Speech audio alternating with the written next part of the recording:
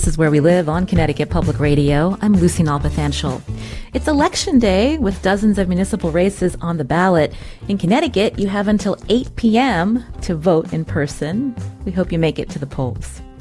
When we think about our democracy, one of the most important foundations is freedom of the press.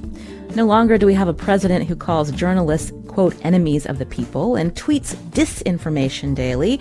But if you ask Americans their views on the press, we're still on shaky ground. Pew Research Center finds fewer Americans trust national news organizations over local news. And there's a big partisan divide between liberals and conservatives when it comes to trusting the press. How can journalists win back trust? And how can the press do a better job of serving more communities? Today, Where We Live, we focus on these questions and more. Later, we'll learn about engagement journalism and hear from one of Connecticut Public Radio's interns, Abē Levine, about why he's studying to be an engagement journalist. We also want to take your questions about the news you consume. You can join us, 888-720-9677. That's 888-720-WNPR. You can share a comment or question on Facebook or find us on Twitter at Where We Live. Joining us first on Zoom is Doris Truong, Director of Training and Diversity at the Poynter Institute in Florida.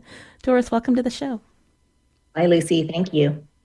So Poynter has long been a resource for journalists and for people interested in learning more about news and how we come to make the decisions we do in newsrooms across the country. So tell me about your role in the work that you do. Yeah, so I work with organizations around the world, mostly news organizations, to help them understand best practices and implement those, and also to understand the framework around which to make decisions as the world around us changes, because those best practices are always shifting. I'm glad that you mentioned that, because we know, as you mentioned, the world around us is continuing to change. And so when we think about what may have been guiding principles of journalism, I know when I started, I'm part of Gen X, so when I was thinking about my career and how I was trained in newsrooms, thinking about reporting and including both sides and thinking about being objective, journalists now, especially in the last few years, have been really looking at that and seeing that, maybe these principles are flawed, and considering that these principles have evolved. So can you talk about that?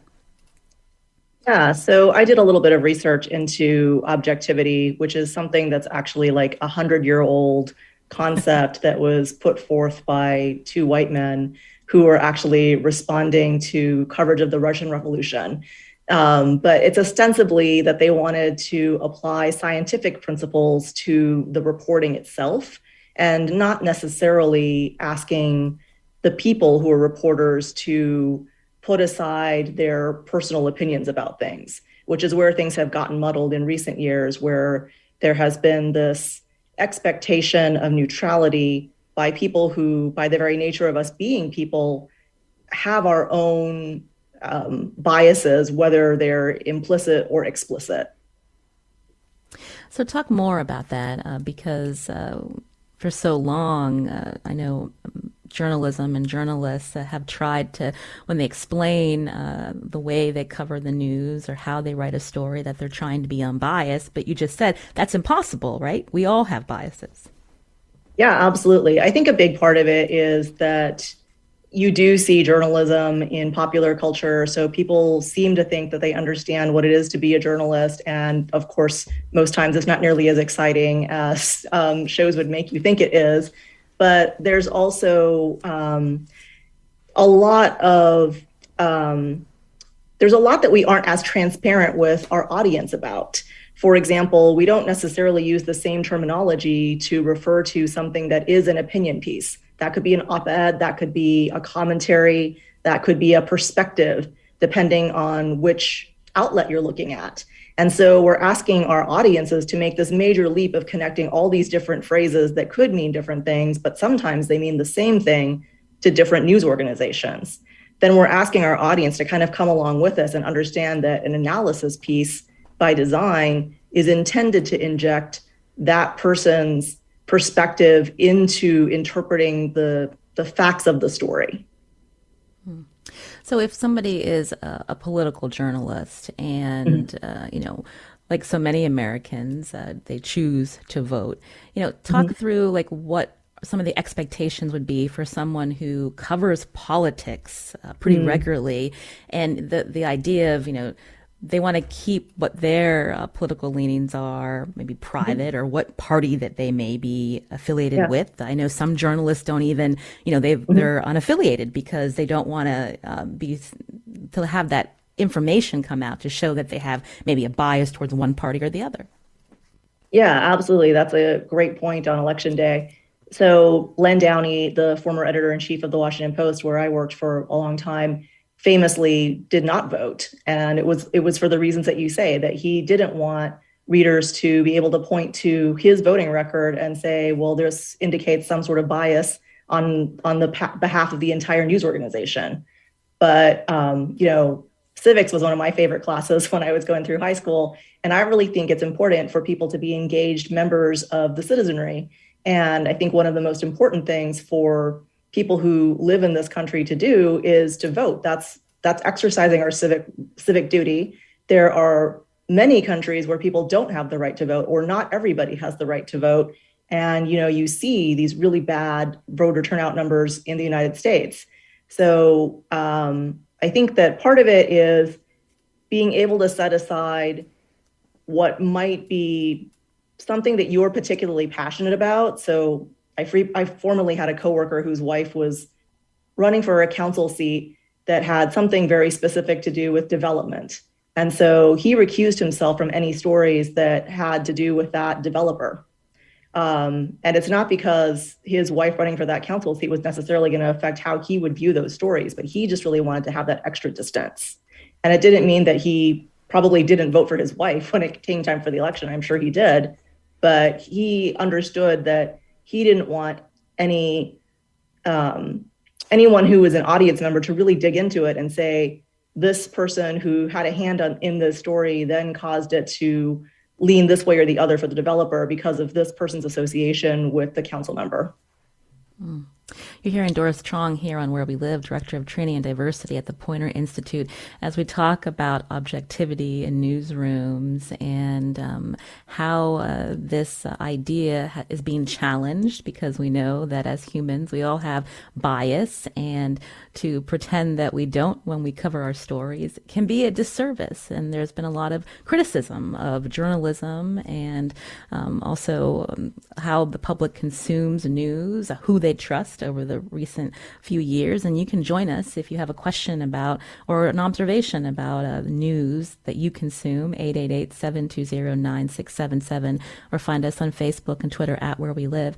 So Doris, talk about some of the conversations that are happening in newsrooms today when we know, when we saw what happened after Black Lives Matter, we saw what happened with the LGBTQ movement, and again, like what journalists are expected to cover, and knowing that we have these natural biases, the conversations that newsroom leaders are having with their staff when there is pushback about, maybe as somebody on the side, when I'm not working, I might want to go to a protest. How should news leaders approach this?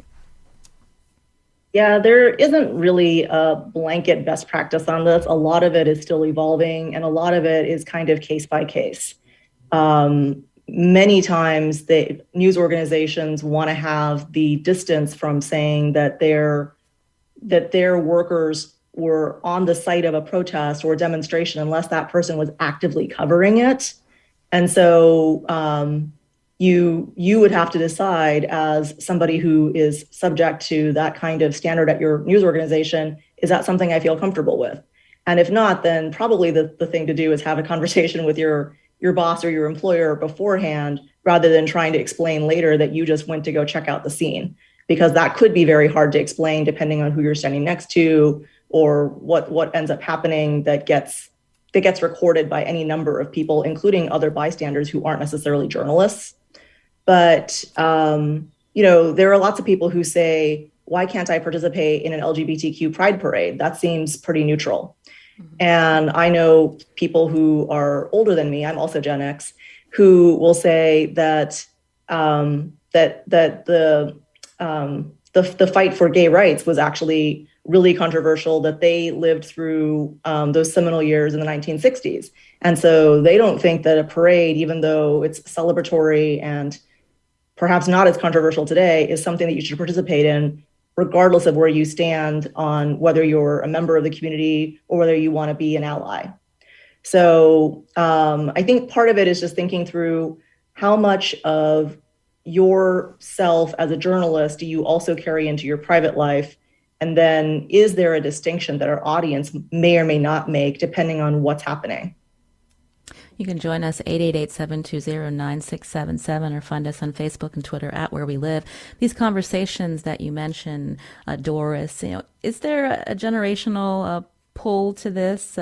Again, I had mentioned I'm also Gen X, and so I'm thinking about the ways my former news directors trained me when I started out in journalism. And as the world has shifted and how we think about the way we source, the way we decide to cover stories, who is involved, who is quoted, always thinking about both sides, is that really effective today when we know, sometimes there are sides that peddle misinformation, and are we doing a service to the public when we elevate those kind of comments? Yeah. So when we're trying to talk about multiple perspectives on something, it's usually not that there's a limit to one or two perspectives, right? And then the thing is to discuss whether we need to give equal time to the perspective that is potentially irresponsible, like misinformation about vaccination or white nationalist sentiment. Do we need to give that equal time as something else if we're covering that story? And generally the answer is no.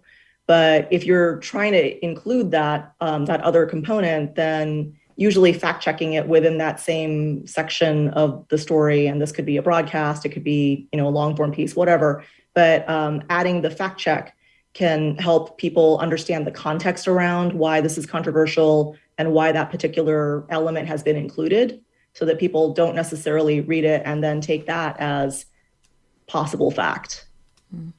I like that you brought up the fact check, but I'm also thinking about newsrooms that don't have a lot of people anymore, and not a lot of staff or leadership or editorial oversight to help in these decisions, and how you've seen that impact coverage, Doris.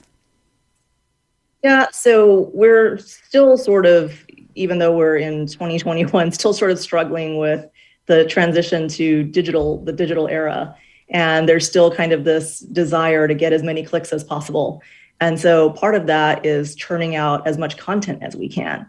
And what that means is you've got, as you get fewer and fewer people trying to do more and more things, then you have fewer and fewer layers of checking and less time to spend on that content. So it might be time to kind of retrench, think through what can we, especially in local newsrooms, do that national and international newsrooms aren't doing. And that would be covering the news that's happening at a ground level in our local areas, and covering that in detail and depth that people outside that area are not going to understand all of the context around it. So perhaps not trying to constantly be first and constantly be churning out content, but thinking about what are the best ways in which we can serve our audience with something that actually matters, something that is actually going to provide them with ways to enrich the way that they go about their lives, or enrich their understanding of the lives of other people around them.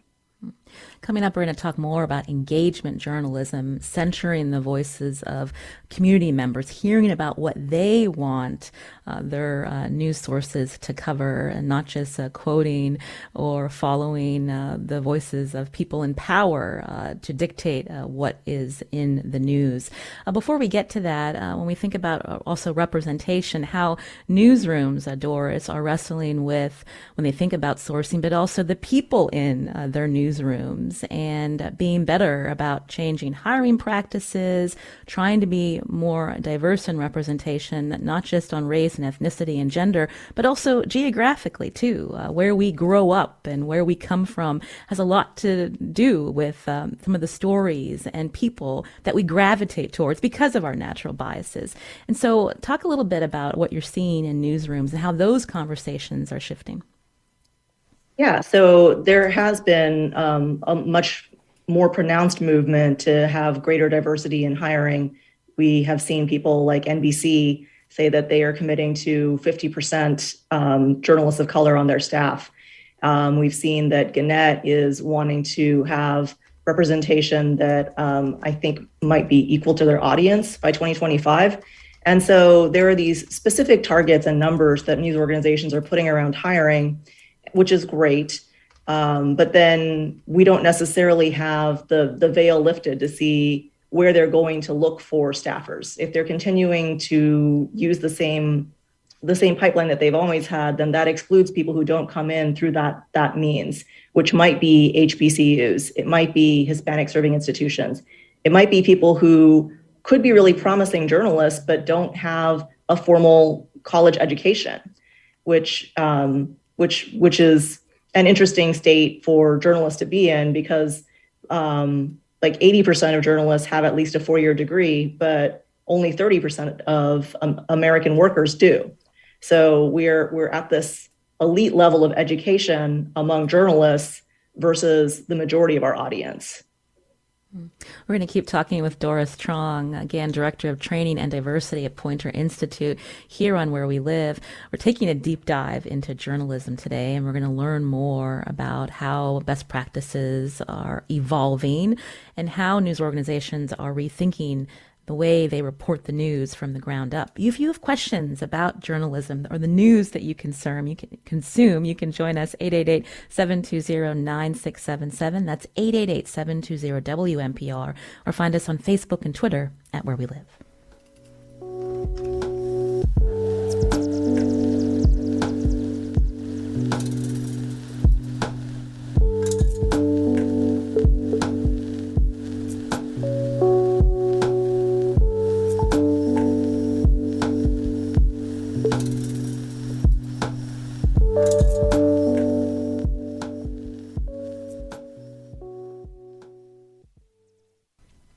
This is Where We Live on Connecticut Public Radio. I'm Lucy Nalpathanchel. So how does a topic make it onto your social media news feed or favorite news app or on the show you're listening to right now? Our local talk show is connected to our traditional newsroom, but we function a bit differently. We have meetings twice a week where we consider our topics together as a team. We peg shows to news events or discussions happening locally or nationally, but we also take ideas from listeners and Connecticut residents who reach out. And before the pandemic, we did much better job of going into the community to talk with Connecticut residents instead of waiting for them to reach out to us. Now, whether you hear, watch, or read the news, it's common to see the perspectives of people in power centered in stories. Should the press spend more time talking to the community about what issues and stories matter to them versus centering stories on the views of policymakers? Now, before we get to these questions, we wanted to hear from one of our interns at Connecticut Public about why he decided to study journalism. This is Abē Levine. I started the engagement journalism program at the Craig Newmark Graduate School of Journalism at CUNY during the pandemic. At that time, I had no idea what engagement journalism was, but given my background working with kids and families, I wanted to integrate community building into my journalism trajectory. I learned that engagement seeks to build relationships first and then write stories. Or if, say, care workers in nursing homes need safety updates during a pandemic, I could send them text updates about vaccines, testing, and emergency pay. Journalism needs to find ways not just to intellectually engage a privileged class of people, but also to tailor information to diverse communities who might not see themselves in the news. Traditionally, a journalist's proximity to their sources has been seen as an impediment to objective, rigorous coverage. Yet keeping an arm's length from communities stymies grassroots voices and maintains a top-down dominant perspective. Pioneering journalists such as the late Ida B. Wells, who documented lynching campaigns, point out where imagined mythologies break down along lines of race, class, gender, and citizenship. Ideally, our stories offer a glimpse of a more just, evolving reality. Engagement journalism values community needs, concerns, and priorities as essential to nuanced reporting. We use surveys, in-person events, and online forums to develop reciprocal relationships between newsrooms and audiences. I'm currently crafting a bilingual newsletter that furthers racial equity work by moms whose kids have been marginalized in schools. Truthfully, I'm still trying to determine where I fit into the media. I love the challenge of telling stories, of seeking out words that offer orientation. Yet stories don't mean much without relationships. I'd like to envision a future where I can innovate to make news more inspiring, self-critical, and holistic. That was Abē Levine. Thank you, Abē, for sharing that with us, a CUNY student in the Craig Newmark Graduate School of Journalism, an intern here at Connecticut Public. We're talking about journalism today with my guest, Doris Truong, Director of Training and Diversity at Poynter Institute. And joining us now is Kristen Muller, Chief Content Officer at Southern California Public Radio, which includes KPCC and the LAist. Kristen, welcome to the show. Thanks for having me. Our listeners can join as well, 888-720-9677, or find us on Facebook and Twitter at Where We Live. So we just heard from Abē to talk about, his engagement journalism program and what he hopes to do, not just now, but also in the future. And he described engagement journalism for us. And so I wanted you to respond to what he shared and how you would define it for our listeners. Sure. First, I'd say congratulations on hiring such a great intern. It sounds like he's got a very strong idea about how journalism should be practiced. And I think what he described as engagement journalism is very close to the way I would describe it. I mean, I think simply it really is just a practice that emphasizes ways to close the gap between the communities you cover and the newsroom you're in. It thinks about how to frame stories, how to choose stories, how to distribute stories in new ways, prioritizes shaping stories with community members and serving people who may not already be consuming your journalism. So let's talk about that last point, to engage with people who may not be consuming your journalism. So how does engagement journalism reach those people who may not read or listen or watch their local news outlets? Well, this gets to like the heart of the matter. I mean, I think this requires reaching people, reaching communities who don't already have trust in your organization or trust in your journalism. And by the way, many communities don't have trust in mainstream media for very good reasons historically. I think it's really important to think about what is the news you're making and how does it relate to people's lives. So if you're going to be trying to reach communities that don't have an existing relationship with you, you've got to go in, as my colleague Ashley Alvarado says, you've got to go in with a give before you have an ask. And so giving news and information that is meaningful means really listening to understand what is the thing that you can provide, what is the kind of news and information that people need to be better advocates for themselves. And often it means really thinking outside the box in terms of not only the content you're producing, but how you're distributing it. So, for example, we did a project several years back where we were trying to reach Black mothers of Black mothers of young children ages 0 to 5. And when we looked at the demographics of our radio station, that just wasn't a cohort that was there in any significant number. So we had to go out into the community, talk to librarians, community leaders, people that were trusted messengers of information, and ask them how to best reach people. And so what we ended up doing is printing stories on leaflets, leaving it in doctors' offices. We actually did a direct mail campaign in conjunction with a demographer at USC. We tried to target households that we thought had folks living in that would be interested in this story.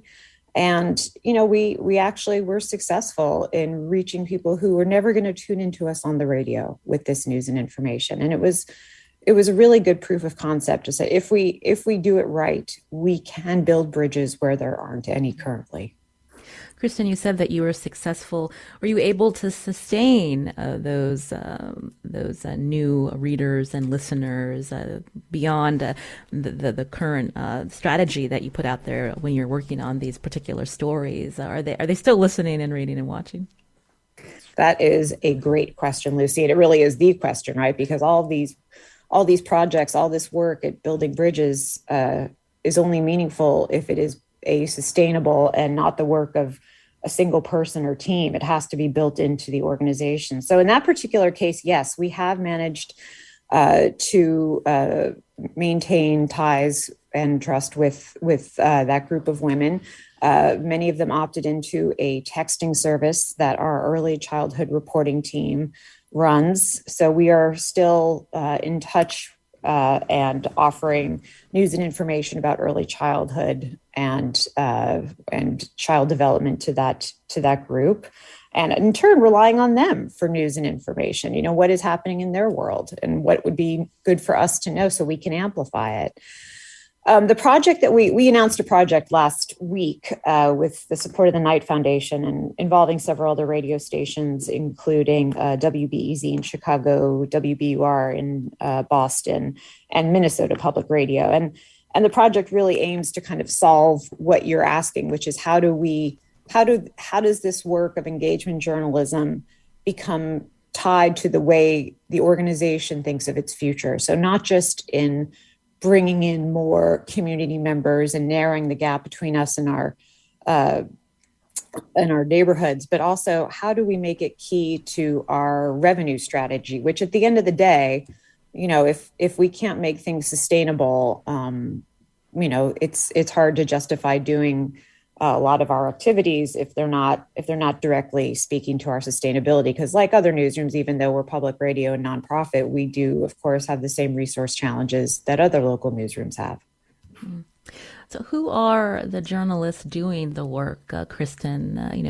We've seen newsrooms recently in the last few years where if they want to do a better job of covering the Black community, they make sure that they hire a Black journalist. Or if there's a Hispanic Latino community that has been overlooked, there are newsrooms that, while they may not say they're looking for a particular person to cover it, they're looking to expand, who's covering these communities, and often it's journalists of color. Is that a right approach? It's a good question. I mean, I think of this work, first of all, it's long-term work. It's not something that you decide to do on a Monday and, check off the box by the following Friday. I think in order to go into communities where we don't have trust, I don't think it's so much, I think about the skills that are needed more than, the kind of demographic profile of the individual.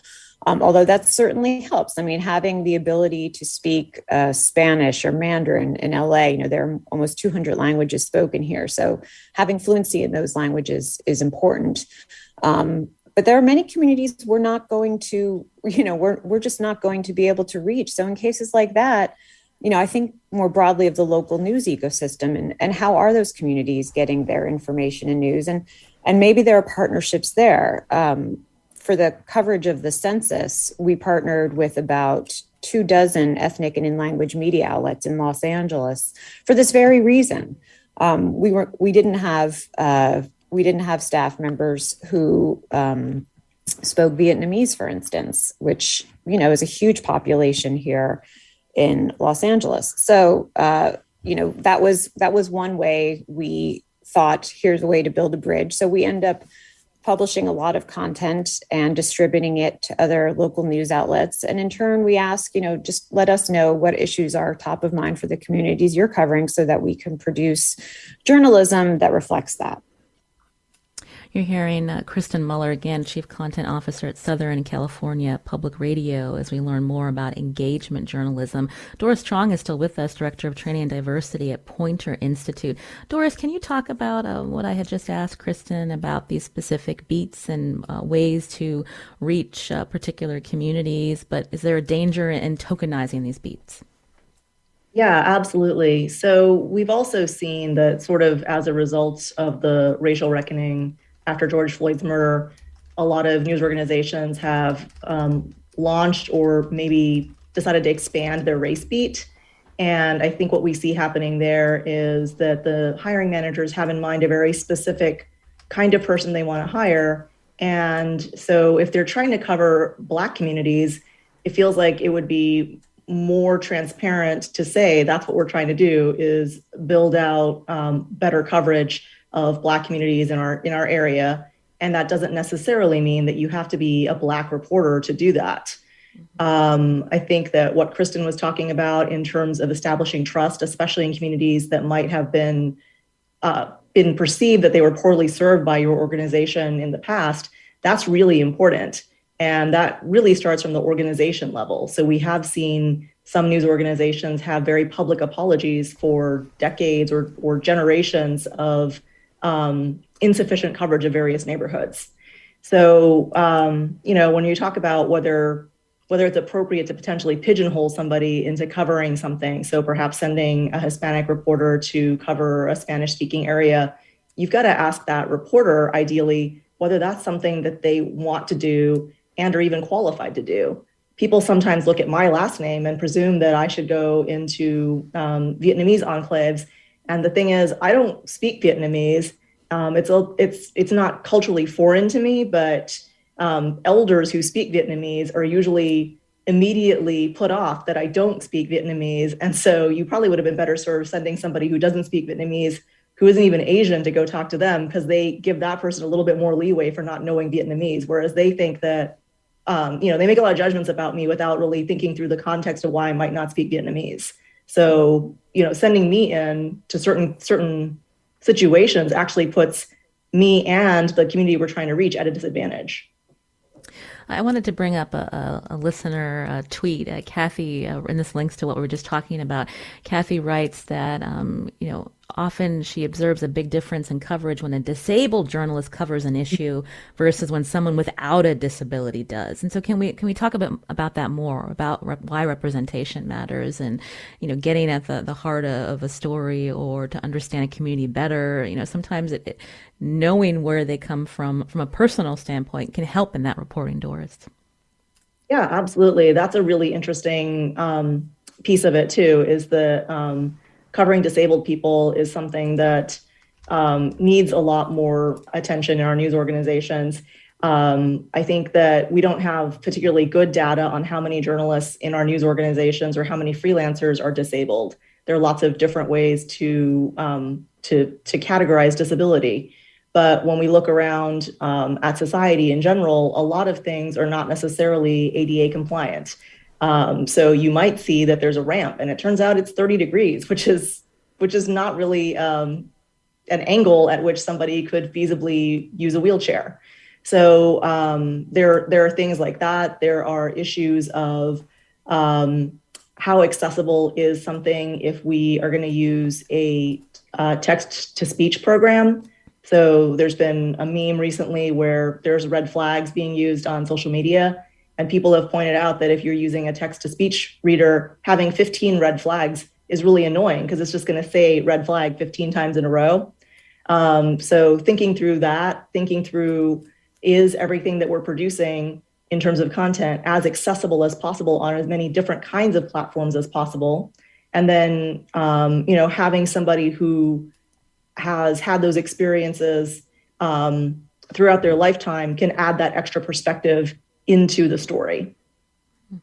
Earlier we talked about objectivity and how newsrooms are thinking about this in recent years. And we heard from a listener who was disappointed, and to her it sounded like we were giving up on the principle of objectivity. But I don't think that's what you're saying, Doris. Did you want to clarify that? Because as journalists, we're always looking to be as accurate as possible, to arrive at the truth, as Andrea says, is an important goal. And so can you talk more about how you respond to her comment?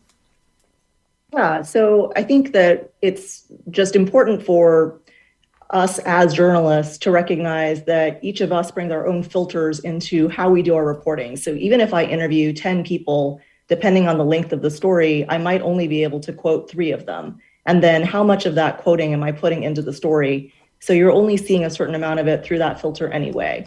But I think that journalists are trying to provide our audience with enough information so that they can make their own decisions, so they can come to their own conclusions about things. Like, we're not necessarily, unless it's an opinion piece, telling you who to vote for in the mayoral race. We're trying to give you enough information about each of the mayoral candidates so that you can make an informed decision should you decide to go out and vote. Kristen Muller, you're with us. You're one of your newsroom leaders. Talk through what Doris shared and how we approach objectivity. Well, I think, Doris is absolutely right. I mean, I think this is a key thing to note, that objectivity has been defined by white men. And it's interesting, as I do field a lot of reader and listener calls, and I I can tell you that, when I hear phrases or complaints that something is not objective, I mean, it usually is really just through the lens of someone who has experienced that, meaning, kind of what Doris was saying earlier, like you want someone with disabilities reporting in your newsroom because they're bringing a different set, they're bringing their perspective in a room that may not have it. I mean, for instance, we have an unhoused communities reporter, and that reporter was formerly unhoused, and he goes into those communities and he sees things differently. He sees things that someone else might not. And so having as many different types of experiences and points of view in the newsroom as possible, I think really helps this the audiences and the readers kind of get a deeper understanding of issues that they might not have otherwise had. And could someone say that our reporter can't be objective because he was once unhoused? I mean, that seems ludicrous to me. So I think we have to really differentiate between objectivity and fairness. Journalism strives to be fair and accurate and increasingly transparent. And I think those are the values we need to put more emphasis on as opposed to objectivity. Again, you've been hearing Kristen Muller, Chief Content Officer at Southern California Public Radio. She came on to talk about this new engagement journalism model with partnering with other public radio stations. We'll be interested to follow up to see how it goes. Kristen, thank you for your time today. Thanks for having me. Doris Truong will stay with us. She's Director of Training and Diversity at Poynter Institute as we continue to talk about journalism. After the break, a UConn journalism professor will join us to talk about what she's teaching students in the classroom and how professors are addressing principles of journalism in our world that continues to change. You can join our conversation 888-720-9677 or find us on Facebook and Twitter at Where We Live.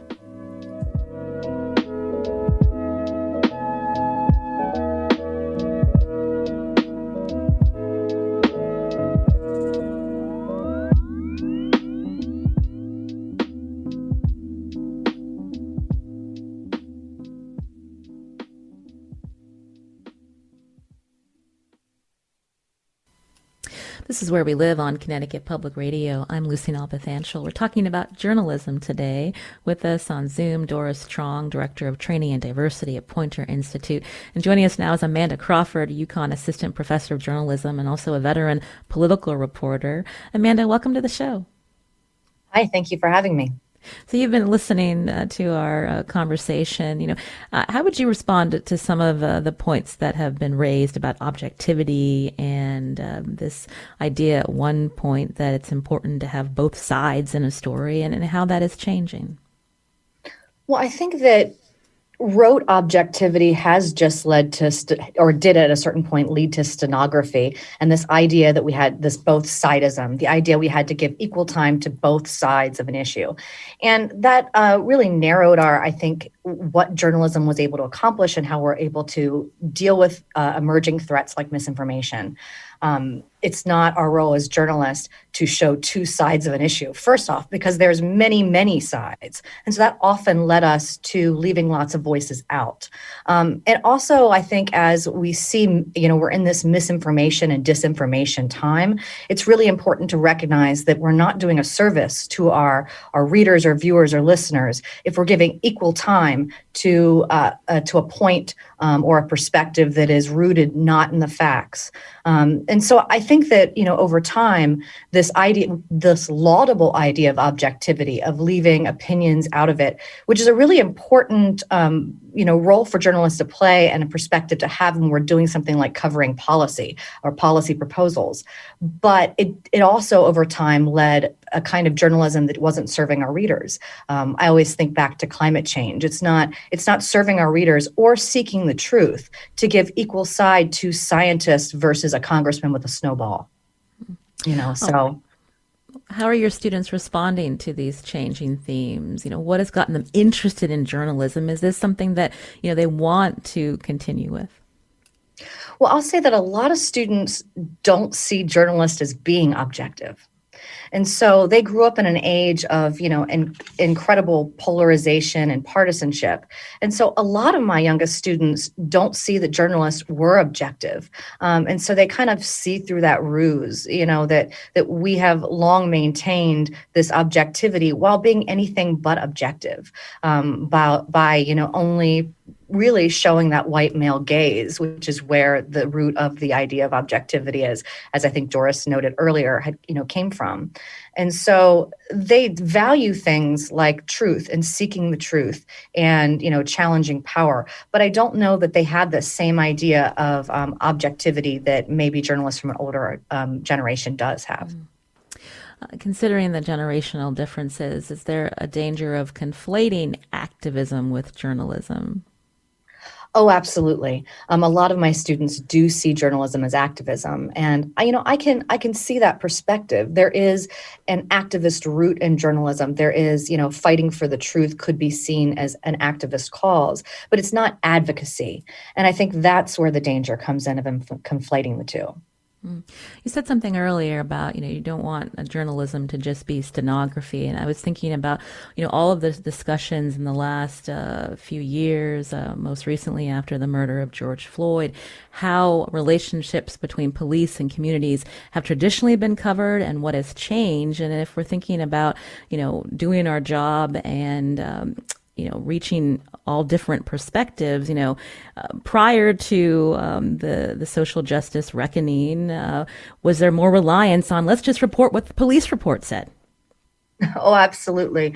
I've long made sure that I've taught my students, to be skeptical of anything that anyone in power is telling them. And I think that's an important value for journalists to have.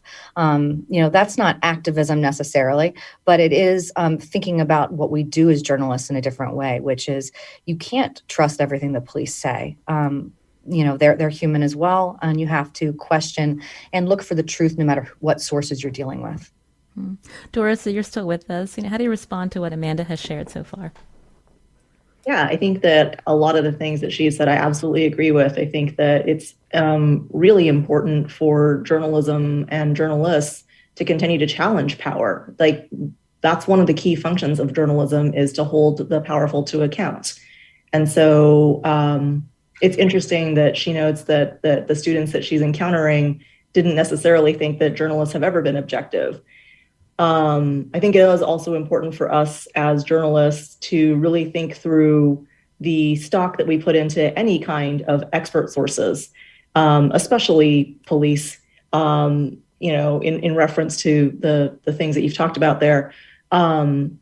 We as journalists have had a long history of thinking that we've got some sort of protection if we say, oh, the police said blank.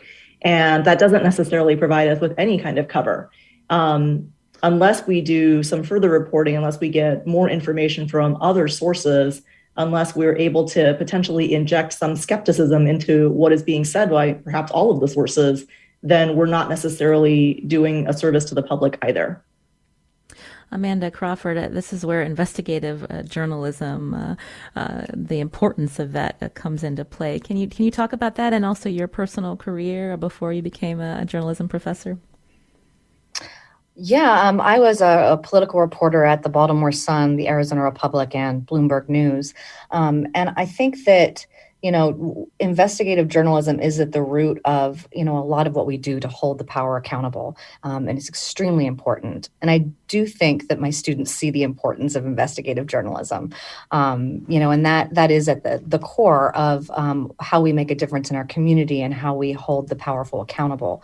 And it also is a way to get away from that idea of stenography. We've got to move away from just writing down, as Doris said, what the police said and portraying that as truth. We have to instead really dig into what's happening in our communities and our world. A lot of people get excited about investigative journalism for good reason. But when we think about just also traditional reporting, so when you talk about accountability, going to those city council meetings, still the function of our job sometimes is, that's where we get our information too, and that's where we can ask more questions or find out what the community is thinking about a particular issue, or going to them to ask them about something that you might hear at a board meeting, which isn't always sexy, right? Right, but it's putting in the time, right? We do have to be there, be in our community, and be a presence as journalists. And as we're talking about building trust and being more representative of our communities, being there and putting in the time and listening to what people have to say, and then digging into public records, and finding out what's really happening is a huge service. Tell me about some of the core classes that you teach, including, I understand, the history of the press. How do you incorporate some of these ideas that we've talked about in the show? Yeah, this semester I'm teaching The Press in America, which is a large general education lecture here on campus at the University of Connecticut. We have 90 students in that class, and most of them are not journalism majors. So that's been a really interesting class to see how young people view journalism and to help, guide them in their understanding of the media. So one of the things that I've done in that class is kind of reshaped it so that we started with modern day journalism, the challenges that we face, and a lack of trust, diminishing resources, economic challenges, and all the issues of social media and misinformation that we're struggling with as journalists and we're seeing in our society. So I'm starting there and then rewinding to colonial America, going through the importance and talking about the role of the press in the early United States, up through the First Amendment and yellow journalism and the muckrakers, which does get students really excited about journalism, to really look at that kind of that birth of that reporting, of holding the power accountable and being that voice for the people. And I'll take that forward and look at the idea of objectivity, how it grew up with the professionalization of the media in the early 1900s, and how it both served and didn't serve our readers, our communities, our audiences. We'll be talking in the next couple of weeks about things like, Walter Cronkite, calling out the truth about Vietnam, and how does that jibe with this idea of objectivity that American journalists were embracing at that time. And so looking at both, the value of it, but also where it's fallen short over time, including how under the veil of objectivity, we've ignored communities and perpetuated racism and sexism and other ills. Doris Truong has been with us as well. We've just got about under a minute, Doris. Did you want to wrap up with maybe some final thoughts on the conversation we've had today? Yeah, so what Amanda was just saying kind of jogged my thoughts into as we look at who used to have power to cover things like the civil rights movement, and how that continues today to be that the vast majority of people who are in those authority-making positions in newsrooms are white men. That influences what makes it out to the audiences. And so the more we can get different perspectives into leadership, into providing that content for our audiences, the more different kinds of news are going to get out there, the more our audiences will feel like they're represented in the stories, the more they can be engaged in being full participants in their own communities. Doris Truong, again, is Director of Training and Diversity at Poynter Institute. Thank you for your time, Doris. We really appreciated it. Amanda Crawford is also with us, UConn Assistant Professor of Journalism and a veteran political reporter. Amanda, thank you. Thank you for having me. I'm Lucy Nalpathanchel. Today's show produced by Katie Pellico. Special thanks to Connecticut Public Intern Abē Levine. Our technical producer is Kat Pastor.